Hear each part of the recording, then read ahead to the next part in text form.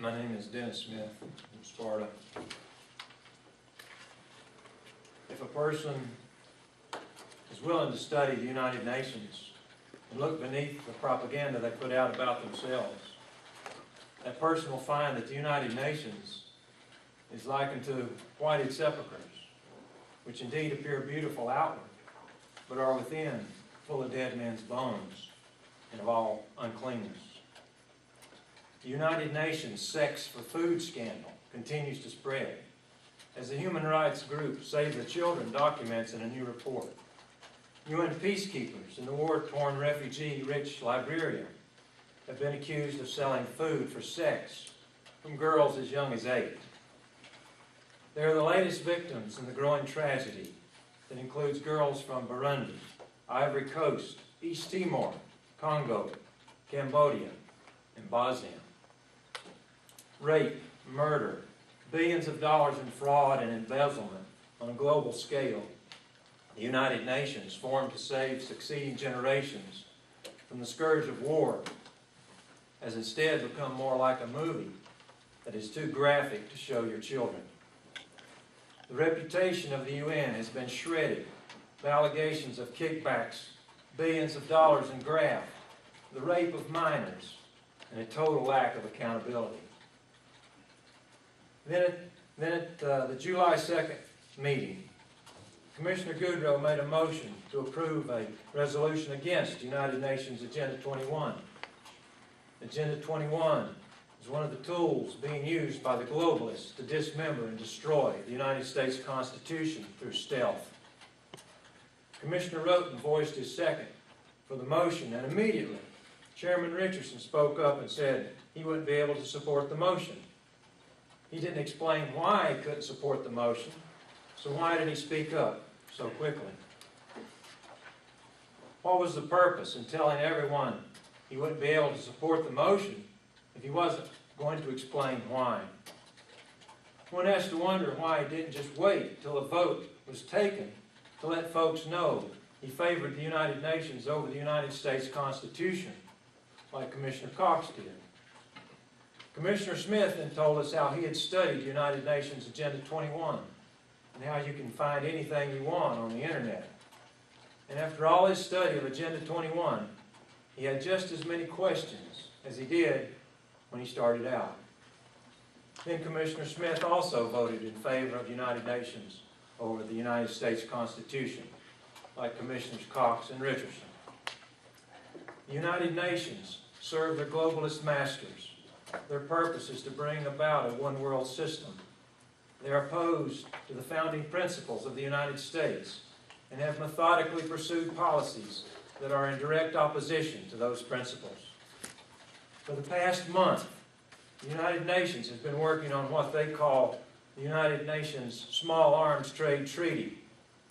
If this treaty is signed, and Hillary and the President say they will sign it, the last piece of the globalist plan for the total enslavement of the American people will be in place. In an article in Forbes, Larry Bell spells out the dangers of the Arms Trade Treaty. Specifically, the globalist treaty will force strict licensing requirements for firearms ownership, create an international gun registry, and mandate that all unauthorized firearms, including semi-automatic so-called assault rifles, be confiscated and destroyed. In short, overriding our national sovereignty and in the process providing license for the federal government to assert preemptive powers over state regulatory powers guaranteed by the 10th Amendment, in addition to our Second Amendment rights, Bell warns.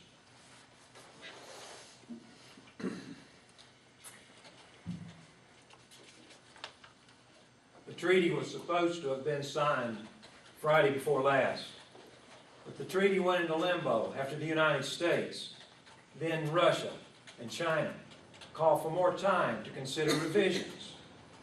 Many believe the President's campaign efforts were being negatively affected, so the plug was pulled till after the election.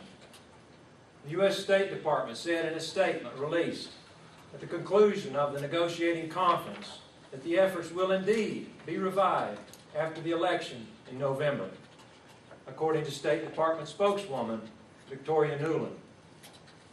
If the United Nations and their criminal accomplices with our own government have their way, several Alleghany County businesses will be put out of business, and many Alleghany County residents will have to choose whether to turn in their firearms or to resist efforts to confiscate their guns. I have talked with folks who say they will never give up their guns, even if it costs them their life while fighting to keep them. I am asking you, as our county representatives, to oppose this treaty and to oppose the corrupt, anti-American United Nations. I ask that you fight with words while you still can. I ask that you resolve that the United Nations is a threat to the United States Constitution and to the people of Alleghany County. I ask that you write a letter to our representatives in Congress requesting that they use whatever influence they may have to oppose the United Nations and support the United States Constitution, whatever the cost, even if that means the United States withdraws from the United Nations.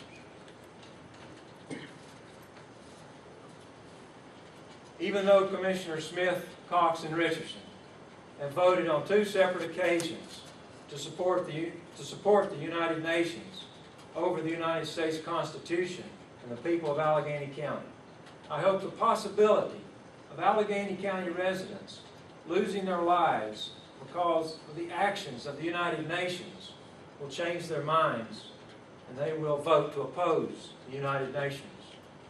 I also ask you reconsider the resolution opposing Agenda 21. The United Nations and the United States Constitution are diametrically opposed to one another. Only one will survive. I ask you to support the United States Constitution. The following prayer was offered in the United States Senate. Our Father, in the midst of the complicated situations of life and the unsolved problems of the world, deliver thy servants from any sense of futility. Let them feel the support of the prayers of hosts of true patriots throughout this land, and above all, the uplift of the everlasting arms. Cause them to understand that God's power has never been obstructed by difficulties, nor His love limited by the confusion of human plans. May the very failure of man's best resources impel us toward the resources of God. Cleanse our hearts of selfishness.